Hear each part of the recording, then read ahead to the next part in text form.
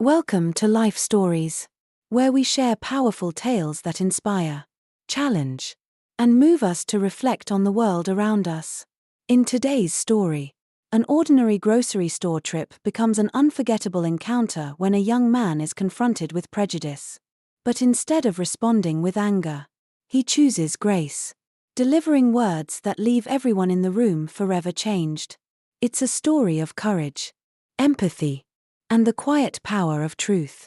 Don't forget to subscribe to our channel as we begin today's journey into a tale that will stay with you long after it ends. It was an ordinary afternoon in the bustling heart of Columbus, Ohio.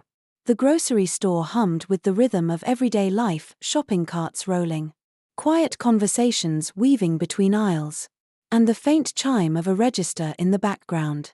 Marcus Carter, a young man in his late 20s, walked in, blending seamlessly with the flow of shoppers. Dressed casually in a blue hoodie and jeans, Marcus carried himself with a calm demeanor, one hand gripping a small grocery basket, the other scrolling through his phone. To Marcus, this was just another errand, a quick stop to pick up some fresh oranges and a loaf of bread for the week ahead. The produce section smelled of ripe fruit and fresh vegetables, the kind of fragrance that lingered in the air and wrapped you in a comforting sense of normalcy. He adjusted the strap of his backpack and reached for a bag of oranges, not realizing that the day was about to take a sharp, unexpected turn. Nearby stood an elderly woman. Her name, Marcus would later learn, was Mrs. Simmons. In her late 70s, she was neatly dressed in a faded cardigan, her silver hair pinned with precision. She had an air of impatience about her as she reached for a bag of apples, muttering under her breath about prices or the weight of the produce, small frustrations that punctuate a quiet life. At first glance, there was nothing remarkable about her presence. She seemed like just another patron at the store. But as Marcus moved to place the oranges into his basket, their paths crossed. Mrs. Simmons glanced up, her sharp eyes locking onto him. In that moment, her expression changed. Her brows furrowed, her lips pressed into a tight line, and her demeanor shifted from indifferent to something colder, more deliberate. "You people don't belong here," she said suddenly, her voice loud enough to carry across the aisle. Marcus froze mid-motion, his fingers still gripping the bag of oranges. He looked up, his brow knitting in confusion as he processed her words. For a brief moment, he thought he must have misheard, but her next statement erased all doubt. "Why don't you go back to Africa where you came from?" she added, her tone sharp and biting. The air seemed to grow heavy, the casual chatter of the store fading into an uncomfortable silence. A young mother pushing a stroller turned her head sharply, steering her child away from the scene. A middle-aged man near the potatoes glanced up briefly before quickly pretending to inspect a bag of onions. No one intervened, but no one walked away either. They were all frozen, caught between disbelief and a morbid curiosity about what would happen next. Marcus stood still, his face unreadable as though he were weighing the gravity of the moment. Shock coursed through him, but he refused to let it show. He had faced moments like this before, not often, but often enough to recognize the familiar sting of someone's ignorance. 1,000 thoughts raced through his mind, 1,000 responses he could hurl back, but none of them felt right. Mrs. Simmons adjusted her cardigan and stood taller, her chin raised in a way that dared him to respond. Her confidence wasn't surprising to Marcus, it was the kind of arrogance born from decades of assumptions never challenged. A belief in her own untouchable worldview. The silence grew heavier, stretching like a taut wire. Marcus gripped his grocery basket tighter, his knuckles turning white. He could feel the weight of every pair of eyes in the store pressing on him, waiting, judging. The world seemed to narrow to just him and Mrs. Simmons. He wanted to lash out, to demand why she thought she had the right to say such things. But Marcus knew anger wouldn't bridge the chasm between them. Instead, he took a deep breath, steadying himself. He shifted his basket to his other hand and straightened his posture. Slowly, deliberately, he met her gaze. Not with anger but with calm determination. If she wanted a response, she would get one. But it wouldn't be the one she expected.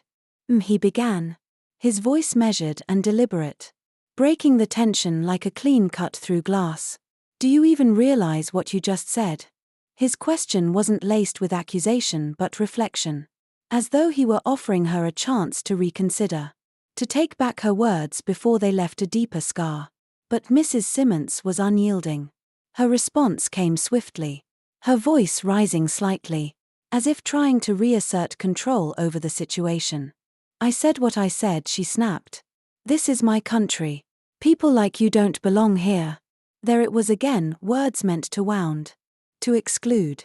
A soft gasp came from the bread aisle, where a young woman clasped her hands over her mouth. Marcus saw the disbelief in her eyes, the silent apology she couldn't quite voice. Around him, the crowd grew denser, hesitant but unable to look away. They were witnesses now, whether they wanted to be or not. Marcus let the silence that followed stretch long enough for her words to settle. Not just in her ears but in the ears of everyone watching. He nodded slowly, his calmness disarming and unsettling at the same time. He was no longer just responding to Mrs. Simmons. He was addressing everyone in that store. Everyone who had ever held similar thoughts but never dared to say them aloud. All right, he said, his voice steady. Let's talk about that. The stage was set. What came next would not just silence the room, it would leave a lasting mark on everyone who bore witness. Marcus shifted his weight slightly, setting his grocery basket down on the floor with a deliberate motion. The act was unassuming, yet it drew the room's focus entirely to him. Even those who had tried to feign disinterest, glancing at their phones or inspecting shelves, found themselves unable to look away. He straightened his posture, his presence somehow growing larger in the stillness. His calmness was magnetic, a stark contrast to the sharpness of Mrs. Simmons's words. You said I don't belong here, Marcus began, his voice steady and clear. That I should go back to Africa. Let me tell you something about where I come from. He paused, allowing the weight of his words to settle over the room. The crowd leaned in, figuratively if not literally, their curiosity piqued by his unwavering composure. Even Mrs. Simmons shifted uneasily, her grip tightening on her bag of apples. She seemed torn between doubling down on her stance and retreating entirely. My great-great-grandfather was born right here in America. Marcus continued. Mississippi, to be exact. He was a sharecropper, a man who broke his back working land he didn't own, hoping his children might have a better life. His father, though, he wasn't even allowed that hope. He was a slave, kidnapped from his homeland, beaten, and sold like property. And for what? To build the foundations of this country. The room seemed to inhale collectively, the gravity of Marcus's words sinking in. A man in a baseball cap near the frozen food section slowly lowered the package of peas in his hand, his gaze fixed on Marcus. Nearby, a young cashier stopped mid-scan, her hands frozen over the register. And then there was my grandfather. Marcus continued, his voice gaining quiet strength. He fought in World War II. He put his life on the line for this country, a country that sent him overseas to fight for freedom and equality, only to treat him like dirt when he came back. He couldn't sit at the same counters, couldn't drink from the same fountains. But he stayed. Do you know why? Because he believed in this country's promise. Even when it didn't believe in him. Mrs. Simmons's lips pressed into a thin line. But she said nothing. The crowd, however, was transfixed. A middle-aged man near the dairy section, who had been half-heartedly scrolling through his phone, now held it at his side, his attention fully on Marcus. Whispers rippled softly among a few shoppers, but no one dared interrupt. And my parents, Marcus said, his tone softening but no less powerful. They fought too, not with guns or fists, but by working every single day. My mother is a teacher. She spent her entire life helping kids, no matter what they look like. My father is a mechanic. He's the kind of man who'd pull over to help someone like you if your car broke down on the side of the road. Marcus let the silence linger, his eyes locking with Mrs. Simmons's. She looked pale now, her defiance faltering under the weight of his words. Her hands trembled slightly as she clutched her cart. So, Marcus continued, his voice quieter but charged with emotion. When you tell me I don't belong here, that I should go back to Africa, you're not just talking to me. You're dismissing every sacrifice my family has made for this country. Every drop of blood, sweat, and tears they've poured into making it what it is today. His final words were almost a whisper, but they hit with the force of a shout. I am as much a part of this country as you are. Maybe even more. The hush that followed was almost deafening. Even the gentle hum of the refrigerators seemed to have quieted, as if the store itself were holding its breath. Mrs. Simmons opened her mouth, as if to respond. But no words came. Her face was a patchwork of emotions: anger, embarrassment, and something deeper. Something that looked almost like shame. Finally, a middle-aged man in a baseball cap broke the silence.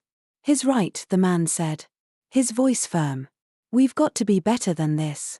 His words seemed to break the tension, like a dam cracking under pressure. A woman near the bread aisle nodded. My dad fought in that same war, she said softly, her voice trembling. He always told me the only color that mattered was the red on the flag.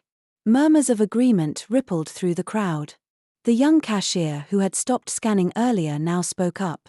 I've never seen someone handle something like that with so much grace, she said, her voice carrying a note of admiration. Thank you. Marcus offered her a faint smile but remained focused on Mrs. Simmons, who was still rooted to her spot, gripping her cart. She opened her mouth again, as if to say something, but instead, she closed it and turned away. Slowly, she wheeled her cart toward the exit, her shoulders hunched and her steps heavy. The applause began tentatively, like a gentle rain, but quickly grew louder. It wasn't just for Marcus's words, it was for the way he had delivered them, with dignity and strength. The sound filled the store, transforming an ugly moment into something more profound. Marcus picked up his basket and stood tall. Ignorance doesn't get better in silence, he said, his voice carrying across the store. It's up to all of us to be better than this. As he turned to continue his shopping, the atmosphere in the store felt different, quieter, more reflective. The moment had passed, but its impact was far from over. As the sound of applause gradually faded, the store began to return to its usual rhythm. The hum of conversation resumed. The occasional clatter of carts filled the air, but something felt different. The energy in the grocery store had shifted, as if Marcus's words had planted seeds of introspection in the minds of everyone who had witnessed the confrontation. Marcus picked up his grocery basket and moved toward the checkout lanes. He walked calmly, his face composed, but inside, his thoughts churned. The weight of the encounter lingered with him, not as a burden, but as a reminder of the responsibility he carried. He didn't seek these moments, but when they came, he knew he had to face them with dignity and purpose. At the checkout, the young cashier who had spoken up earlier greeted Marcus with a shy smile. Her hands trembled slightly as she scanned his items, clearly still affected by what she had seen. Thank you for what you said back there, she said, her voice quiet but steady. Not everyone would have handled it like that.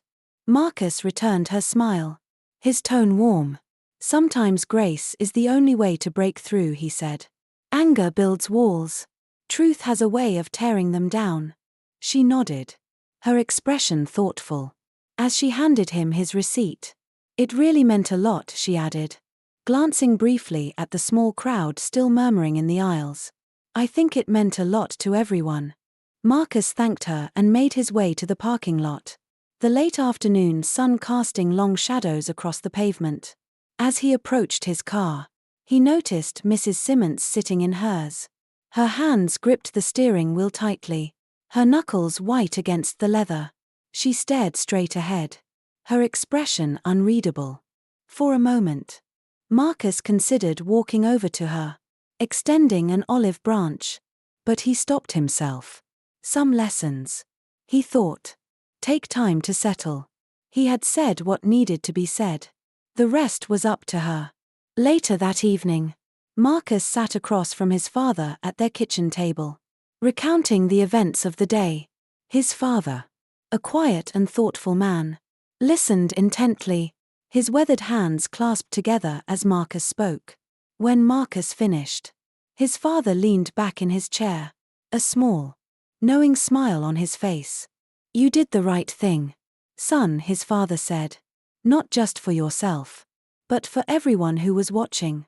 People like her, they don't change overnight. But you planted a seed.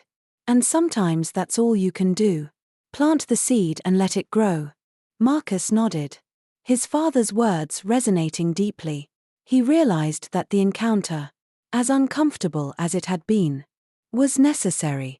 Ignorance doesn't disappear on its own, it has to be confronted, challenged, and exposed to the light. Silence, Marcus knew, only allows it to fester. Across town, Mrs. Simmons sat at her dining table, staring at an untouched plate of food. The echoes of Marcus's words played in her mind, each one cutting through the armor of her assumptions. She thought of her own grandchildren and the world they were growing up in. For the first time in a long time, she felt a pang of doubt. Perhaps, she thought, she had been wrong. In the days that followed, the story of the grocery store encounter spread through the neighborhood. People spoke of Marcus's courage and the dignity with which he had responded. It became more than just an incident, it became a lesson. Strangers approached Marcus to express their gratitude, sharing their own stories of prejudice and resilience. His quiet stand had sparked conversations that had long been avoided. Even Mrs. Simmons began to change. Though it wasn't immediate. She started to question the beliefs she had held for so long. She didn't know if she would ever see Marcus again. But if she did, she hoped she would have the courage to apologize. As Marcus reflected on the day, he felt a quiet sense of pride, not in himself, but in the power of truth. The confrontation had been an opportunity to show that standing up doesn't always mean shouting or fighting. Sometimes, it means speaking calmly, with conviction, and letting the truth do the rest. The grocery store returned to its normal routines, but the memory of that day lingered in the minds of those who had witnessed it. It wasn't just about one man standing up to ignorance, it was about a community recognizing its capacity for change. To Marcus, the day served as a reminder that words and actions, no matter how small, have the power to create ripples. And in those ripples lies the possibility of a better, kinder world.